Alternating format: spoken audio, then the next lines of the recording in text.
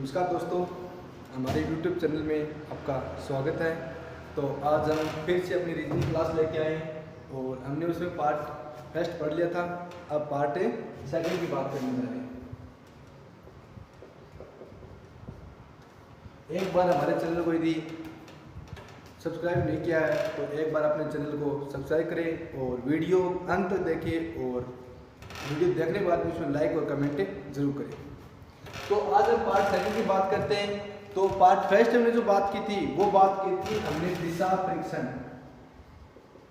किसकी बात की थी? दिशा परीक्षण की। उसके अंदर हमने टाइपें पढ़ ली थी कि इस टॉपिक से कितने टाइप के क्वेश्चन आते हैं। टाइप पढ़ने के बाद में अब उसमें हम ये पढ़ेंगे कि क्वेश्चन आएगा तो उसमें हमें समझना होगा कि क्या दे रखा है। तो उससे संबंधित पहले हमें ये पता होना चाहिए कि इस टॉपिक के बारे में कुछ पॉइंट है। जैसे दिशाओं के बारे में लास्ट में हमने ये पढ़ा था कि दिशा होती है, मुख्य दिशा होती है, कुल दिशा 8 होती है, लेकिन अब दिशा पढ़ते कितनी है? 8 पढ़ते हैं। तो उनके बारे में हमें एक बार पता होना चाहिए। दूसरी बात दिशा की बात आ गई तो उसमें दाएं बाएं दक्षिणावर्त आता है, वामावर्त आता है, उनके बारे में पता होना चाहिए। तो मोस्टली कुछ पॉइंट है वो हम एक बार देख लेते हैं। तो सबसे पहले हम दिशाओं की बात करते हैं। तो दिशाओं की बात हमने लास्ट फर्स्ट वीडियो में की थी।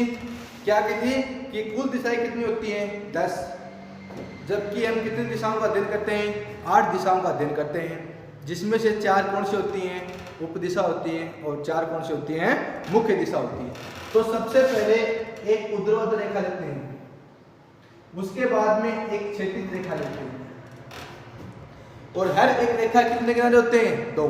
तो इन 2 रेखाओं के कितने किनारे हो जाएंगे? 4। तो सबसे पहले ऊपर वाली जो है उसको हम बोलते हैं उत्तर दिशा। इसके बाद में इसको बोलते हैं दक्षिण दिशा। और ये जो दिशा होती है कौन सी होगी? पश्चिम दिशा। और ये जो दिशा होती है ये कौन सी होती है? पूर्व दिशा। ये जो 4 दिशाएं मैंने लिखी है उत्तर दक्षिण पश्चिम पूर्व, ये जो 4 दिशाएं होती हैं ये दिशाएं होती हैं मुख्य दिशा। कौन सी होती हैं? मुख्य दिशा होती हैं। अब उत्तर दिशा की ये बात करते थे, ये होता है दाईं ओर, दाएं ओर, और ये होता है बाईं ओर, बाईं। उत्तर के दाईं ओर पूर्व दिशा होती है और उत्तर के बाईं ओर कौन दिशा होती है? पश्चिम होती है। अब यदि हम बात करते हैं, ये तो हमने कर ली उत्तर दिशा उसकी मुख्य दिशाओं की बात। अब हम बात करते हैं उप दिशाओं की। तो उप दिशाएं कौन कौन सी होती हैं? तो उप दिशा की यदि हम बात करते हैं तो इन दोनों के बीच में कोई भी व्यक्ति खड़ा है। अब पहले इन दोनों के बीच में 90 डिग्री का कोण है। दोनों मुख्य दिशाओं के बीच में कितनी डिग्री कोण है? 90 डिग्री का कोण है। तो 90 डिग्री के बीच में 1 डिग्री से लेकर 89 डिग्री तक कोई भी व्यक्ति इसके बीच में होगा तो उसको हम ये नहीं कह सकते कि वो उत्तर दिशा में या पूर्व दिशा में है। तो उसको हम क्या कहेंगे? इन दोनों के बीच में, तो उसे हम बोलेंगे उत्तर पूर्व।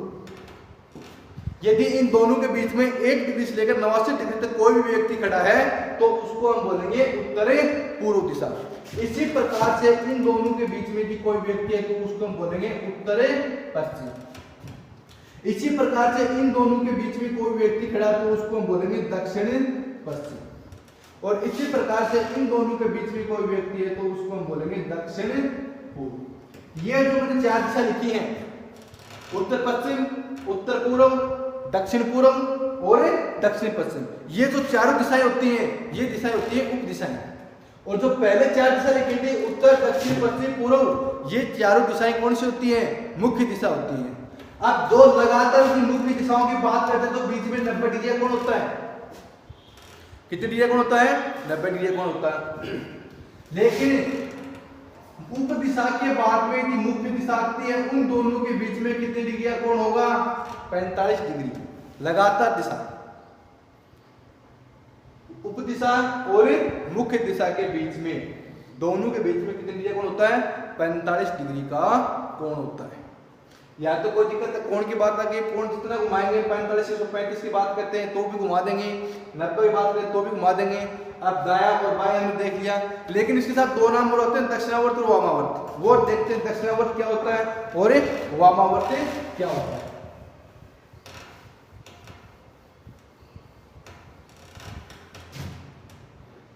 दक्षिणावर्त और एक होता है वामावर्त। दक्षिणावर्त और वामावर्त में कई बार कंफ्यूज हो जाते हैं कि दक्षिणावर्त क्या होता है और वामावर्त क्या होता है। दक्षिणावर्त की बात करते हैं तो इसको हम दाएं बोलते हैं, दाएं से शुरू होता है, दाएं से शुरू होता है तो क्या हो जाएगा दाईं ओर। ये यहाँ पर वामावर्त होता है, ये होता है इसका बाईं ओर। ये दाएं और बाएं होगा दक्षिणावर्त और वामावर्त। लेकिन दक्षिणावर्त वैसे समझे तो ये होता है घड़ी की दिशा में। क्या होता है घड़ी की दिशा में, यानी जिसको हम बोलते हैं क्लॉकवाइज। क्या बोलते हैं क्लॉकवाइज। उसके बाद में बात करते हैं वामावर्त, तो ये होता है घड़ी की विपरीत दिशा में। कौन सी दिशा में होता है घड़ी की विपरीत दिशा में, यानी इसको बोलते हैं ACW एंटी क्लॉकवाइज। ये दक्षिणावर्त हो गया दाईं ओर, इस पे दाएं से शुरुआत होती है तो दाईं ओर हो जाएगा। ये वामावर्त होता है बाईं ओर। दक्षिणावर्त का घड़ी की दिशा में क्लॉकवाइज होता है, वामावर्त होता है वो घड़ी की विपरीत दिशा में होता है एंटी क्लॉकवाइज। ये होगा दक्षिणावर्त और वामावर्त। एक पॉइंट इसमें और आता है और वो आता है कि अंत में प्रश्न में पूछता क्या कैसे है। तो अंत में जो प्रश्न पूछता है वो देखो एक बार। मान लीजिए कोई व्यक्ति इस बिंदु पे खड़ा है, इस बिंदु पर खड़ा है और वो व्यक्ति सबसे पहले उत्तर दिशा में चलना शुरू किया। किस दिशा में चलना शुरू किया उत्तर दिशा में। उसके बाद में वो दाएं घूम जाता है और दाएं घूमने के बाद फिर वो बाएं घूम गया। अब वो व्यक्ति यहां पर आता है, ठीक है। सबसे पहले उसने किस दिशा में चलना शुरू किया था उत्तर दिशा में चलना शुरू किया था। उसके बाद वो दाएं घूम गया, उसके बाद में वो बाएं घूम गया। अब वो व्यक्ति यहां पर आ गया। अब दिशाओं की यदि बात करता है तो अपने से 3 क्वेश्चन पूछ सकता है। यहाँ से कितने क्वेश्चन पूछ सकता है 3। सबसे पहले वो ये पूछेगा कि अब वो व्यक्ति किस दिशा में जा रहा है, यानी अब वो व्यक्ति किस दिशा में जा रहा है। तो अब वो व्यक्ति इस दिशा में जा रहा है, कौन सी दिशा आएगी उत्तर दिशा जाएगी। कौन दिशा में जा रहा है उत्तर दिशा में। पहला क्वेश्चन हो गया। क्वेश्चन नंबर 2 की बात करते हैं तो 2 नंबर क्वेश्चन वो ये पूछता है कि वह व्यक्ति अपने घर से किस दिशा में है। वह व्यक्ति अपने घर से किस दिशा में है। तो सबसे पहले आप ये देखो से किसके साथ में है, वो घर से किस दिशा में है। ये पूछा कि वह व्यक्ति अपने घर से किस दिशा में है, तो से किसके साथ में है घर के साथ में। जिसके साथ में से है, जिसके साथ में से लगा होगा उसके स्थान पर आप किसका चिन्ह बनाओगे प्लस का चिन्ह। प्लस का चिन्ह बनाओगे तो प्लस का चिन्ह होता है वो दिशा के आरे को प्रदर्शित करता है। किसको प्रदर्शित करेगा दिशा के आरे को। और दिशा के आरे को तो ये दिशा हो गई उत्तर, ये हो गई दक्षिण, ये हो गई पश्चिम, ये हो गई पूर्व। ये 4 दिशा हो गई। अब वो व्यक्ति किस दिशा में है इस दिशा में है, वो व्यक्ति इस दिशा में है और इस दिशा में तो इसका मतलब इन दोनों के बीच में है। तो आप क्या कहोगे उत्तर। वह व्यक्ति अपने घर से किस दिशा में है उत्तर पूर्व दिशा में है। कुछ बच्चे कंफ्यूज करके पहला ऑप्शन यहाँ पर दूसरा मिल जाता है, इस दिशा से मिल जाता है जिसको हम बोलते हैं दक्षिण पश्चिम। दक्षिण पश्चिम की बात करते हैं तो उसका घर होता है दक्षिण पश्चिम। तो पहला ऑप्शन आपको दक्षिण पश्चिम मिलेगा। तो याद रखना जिसके साथ में आपको से मिलता है, क्या मिलता है से मिलता है, उसके स्थान पर प्लस का चिन्ह बनाओगे। किसका चिन्ह बनाओगे प्लस का चिन्ह। और प्लस का चिन्ह होता है वो दिशा के आरे को प्रदर्शित करता है। उसके अनुसार हम बता सकते हैं कि वो दूसरा व्यक्ति है या वो स्थान है वो किस दिशा में है। तो याद रखना दोस्तों कि से का ध्यान रखना कि से कहां पर है, किसके साथ में से लगा हुआ है। जल्दबाजी में किसी को गलत मत कर देना। आप जल्दबाजी में ये होता है पर्सन होता है उसको हम पूरा पढ़ते नहीं है और जल्दबाजी में कर देते हैं। और यहाँ पर पहला ऑप्शन आपको दक्षिण पश्चिम मिलेगा। तो जब प्लस का चिन्ह आप यहाँ पर आओगे तो यहाँ से क्या आता है दक्षिण पश्चिम आता है। तो बच्चे कुछ क्या करते हैं से को ध्यान नहीं रखते हैं, वो जल्दबाजी में यहाँ से बता देते हैं इस दिशा में। और आप प्रश्न को जल्दबाजी में आते आते प्रश्न क्या कर देते हो गलत कर देते हो। इसलिए दोस्तों थोड़ा ध्यान रखना कि प्रश्न कैसा है। तो से किसके साथ में, जहां से लगा होगा प्लस का चिन्ह वहीं बनेगा। ये अपना क्वेश्चन नंबर 2 था। अब बात करते हैं क्वेश्चन नंबर 3 की। क्वेश्चन नंबर 3 में पूछेगा कि उसका घर उस व्यक्ति से या उसका घर उससे किस दिशा में है। यानी उससे किस दिशा में संबंधित करेगा व्यक्ति से कि उसका घर उससे किस दिशा में है। तो यहाँ से बनाओगे प्लस का चिन्ह और ये दिशा हो जाएगी उत्तर, ये हो जाएगी दक्षिण, ये हो जाएगी पश्चिम और ये हो जाएगी पूर्व। तो इस दिशा की यदि हम बात करते हैं तो कौन दिशा आती है? दक्षिण पश्चिम। दक्षिण पश्चिम में उस व्यक्ति का घर है। तो दोस्तों इस बात को जरूर ध्यान रखना कि जिसके साथ में या वो घर हो या वो स्थान हो किसी कोई भी, या वो प्रारंभिक स्थान की बात करें या उस व्यक्ति की बात करें, तो जहां पर से लगा होगा जिसके साथ में से है वहां पर आप क्या करोगे?